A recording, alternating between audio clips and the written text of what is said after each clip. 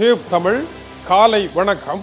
யாழ்ப்பாணத்தில் அதிகாலை நேரம் 3வது தினமாக ஆரம்பித்திருக்கின்ற மழையை இப்பொழுது நீங்கள் பின்புறமாக பார்த்து கொண்டிருக்கின்றீர்கள். இன்று வெள்ளிக்கிழமை அதிகாலை எந்த வேலைகளையும் செய்ய முடியாமல் வீதிகள் முழுவதும் வெள்ளக்காடாக நிறைந்து கிடக்கின்றது. கடந்து செல்ல முடியவில்லை. மருத்துவத்துறையினுடைய எச்சரிக்கை காரணமாக வெள்ளம் இருக்கின்ற வீதிகளில் கிருமிகள் இருப்பதனால் கவனமாக இருங்கள் என்பதனால் எதையும் செய்ய முடியாத ஒரு ஸ்தம்பித நிலையும் இன்னமும் யாழ்ப்பாணம் விழிக்காத நிலையில் மழை பொழிந்து தள்ளி கொண்டு இருக்கின்றது.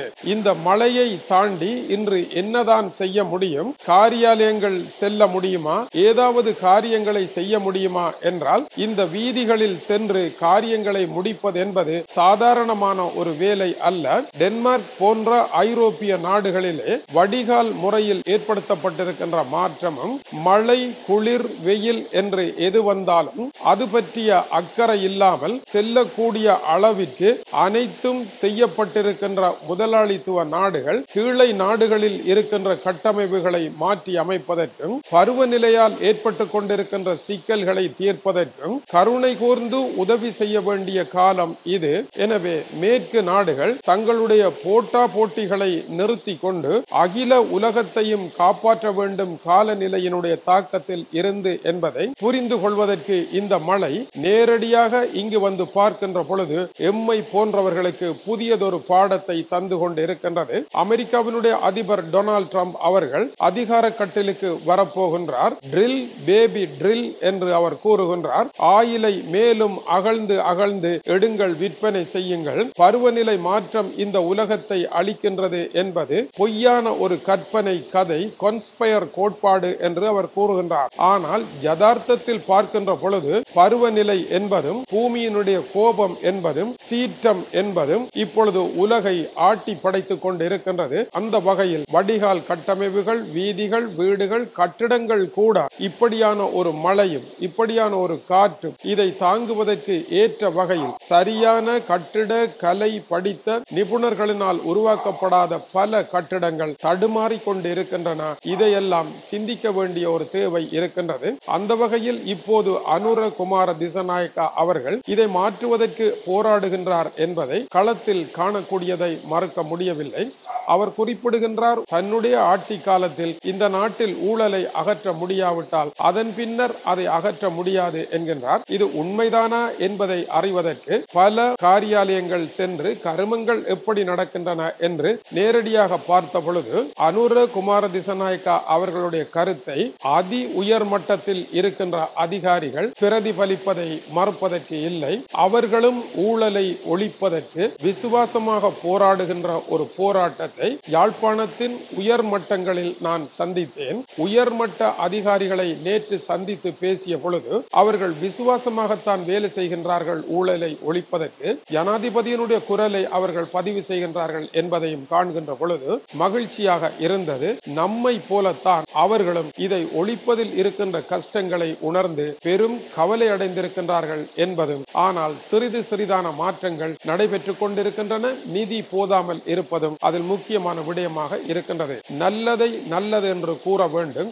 ஆனால் கீழ்மட்டத்தில் இந்த விவகாரம் இன்னமும் சென்றடையவில்லை. அவர்களினால் லஞ்சமற்ற நேர்மையான விரைவான யுனிக்கான ஒரு கர்மத்தை ஆற்ற முடியுமா என்றால் அதற்கான பயிற்சி பட்டறைகளை மேலும் செய்ய வேண்டும் என்பதுதான் நாம் கண்ட உண்மையாக இருக்கின்றது. காரணம், அவர்களுக்கு போதிய தன்னுடைய பணியில் இருக்கின்ற கர்மம் மட்டுமல்ல, தன்னுடைய பணிக்கு முன்னரும் தன்னுடைய பணிக்கு அப்பாலும் ஒரு காரியம் எப்படி நடைபெற வேண்டும் என்பது குறித்த ஆழமான நீரோட்டம் போன்ற ஒரு கருத்தை விதைக்க வேண்டும். அது இலங்கையினுடைய கல்வி திட்டத்தில் இல்லாமல் இருப்பதை இலங்கையில் ஆசிரியராக இருந்த காலத்திலேயே நானே அறிந்து, ஐரோப்பாவில் ஆசிரியராக இருந்த பொழுது நாம் எமது கல்வி கட்டமைப்பில் எத்தகைய விவகாரங்களை கொண்டு வர வேண்டும் என்பதை புரிந்து இன்று கண்முன்னால் காணுகின்ற இளைஞர்களை மிகச் சிறந்த முறையில் முன்னேற்றுவதற்கான ஒரு முயற்சியை எடுத்து இலங்கை வந்து இலங்கையில் என்னால் முடிந்தளவு பாடுபடுகின்றேன். இருக்கின்றேன். இளைஞர்களுக்கு வகுப்புகளை எடுத்து இந்த நாட்டை உலகளாவிய ரீதியில் எப்படி முன்னேற்றுவது என்ற போராட்டத்தை நடத்த வேண்டி இருக்கின்றது. இளைஞர்கள் அதிகமாக 3 மணி வரை தொலைபேசியில் கதைக்கின்றார்கள். அதன் பின்னர் அவர்களினால் எழும்ப முடியாத ஒரு சூழ்நிலையும், அதிகாலை நேரம் டான் என எழும்பி தேக பயிற்சி செய்து காலை உணவை உட்கொண்டு கடமைக்கு சரியான நேரத்தில் நின்று இன்று என்னுடைய கடமை என்ன என்பதை ஒவ்வொரு இளைஞரும் சரியான முறையில் செய்து என்னுடைய நேற்றைய கடமையின் தவறை எப்படி திருத்துவது என்பதை எல்லாம் அவர்களுக்கு கற்றுக் கொடுக்கின்ற ஒரு போராட்டத்தையும் இந்த மண்ணில் இருந்து நடத்தி கொண்டு இருக்கின்றேன். இதற்கு காரணம் மேலை நாடுகளில் எத்தனையோ இளைஞர்களை முன்னேற்றியதன் பின்னதாக அதே தொழில்நுட்பத்தில் இந்த நாட்டில் இருக்கின்ற இளைஞர்களை முன்னேற்ற முடியுமா என்பது குறித்து சிந்தித்துக் கொண்டு இருக்கின்றேன். ஊழலை கடந்து பொதுப்பணத்தை கையாடுவதில் இருந்து விடுதலை பெற்று நேர்மையான வழியிலே சரியான கணக்குகளுடன் பணியாற்றினால் மிகப்பெரிய வெற்றியை பெறலாம். உலகம் எங்களுக்காக காத்திருக்கின்றது என்பதை இளைஞர்களுக்கு கற்றுக் கொடுக்க போராடி கொண்டிருக்கின்றேன். இந்தியாவிலிருந்து கற்றுக்கொண்ட 10% கமிஷன், 30% கமிஷன் என்று தொடர் நாடகங்களை பார்த்து இவர்களில் சிலர் கதைத்துக் கொண்டிருக்கின்றார்கள். மிகப்பெரிய தவறு. ஊழல் இல்லாத ஓர் ஆட்சியை ஒவ்வொரு மனிதரும் கொண்டு வர வேண்டும். 1% கூட ஊழல் இருக்கக்கூடாது என்பதை உலகத்தில் ஊழல் இல்லாத முதலிடம் வகிக்கின்ற டென்மார்க் நாட்டில் கற்றுக்கொண்டு அவர்களிடம் இருக்கின்ற 1% ஊழல் கூட ஊழல்தான் என்று அவர்களுடன் போராடிவிட்டு இந்த மண்ணில் இருந்து பணியாற்றுகின்ற பொழுது சந்திக்கின்ற விடயங்கள் பல உள்ளன.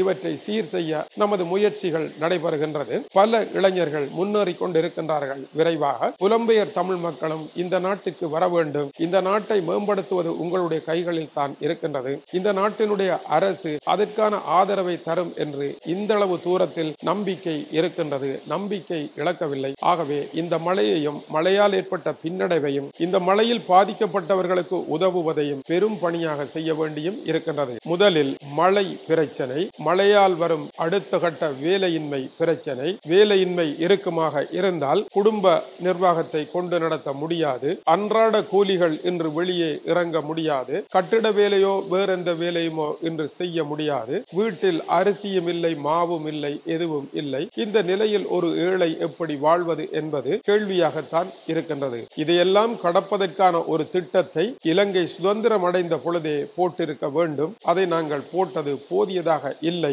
இனிமேலாவது அதை சீர்திருத்த வேண்டும் என்பதை இந்த மழை எங்களுக்கு சொல்லாமல் சொல்லிக் கொண்டிருக்கின்றது. இதில் முக்கியமான விடயம், உலகம் மிகப்பெரிய மாற்றத்தை சந்தித்துக் கொண்டு இருக்கின்றது. பெரும் சூறாவளியாக நம்மை நோக்கி வந்து கொண்டிருக்கின்றது. இதற்கேற்ப இலங்கையும் தயாராக வேண்டி இருக்கின்றது. இந்த விடயம் பற்றி கூறுகின்ற பொழுது பல இளைஞர்கள் ஏதோ மாய மந்திர கதை கூறுவது போல, தங்களை ஏமாற்றுகின்றானோ என்று நினைப்பது போல கூர்ந்து பார்ப்பதற்கு அவர்களுடைய பின்னணியில் பரந்த ஞானம் இல்லாமல் இருப்பதும் ஒரு பெரும் குறைபாடாகவும், வாசிப்பு பழக்கமும் தேடலும் தொலைந்து போயிருக்கின்ற காரணத்தினால் சுனாமியாக வந்து கொண்டிருக்கின்ற இந்த மழையை விட மிகப்பெரிய உலக பெரு மாற்றத்தை இந்த நாட்டில் இருக்கின்ற இளைஞர்களில் பலர் நம்பவும் மறுக்கின்றார்கள். அந்த நம்பிக்கையை ஏற்படுத்தி அவர்களை நல்ல வழியில் முன்னேற்றுவதற்கு அரசும் முயற்சி எடுக்கின்றது. நாமும் முயற்சி எடுக்க வேண்டும். முரண்பாடுகளை வளர்ப்பதில் பயனில்லை என்பதும் மிக முக்கியமான ஒரு விடயமாகும். நேற்று முன்தினம் இப்பகுதியில் இருக்கின்ற அசிஸ்டன்ட் போலீஸ் கமிஷனர் ஒருவருடன் பேசினேன். அவர் மிகப்பெரிய திருட்டொன்றை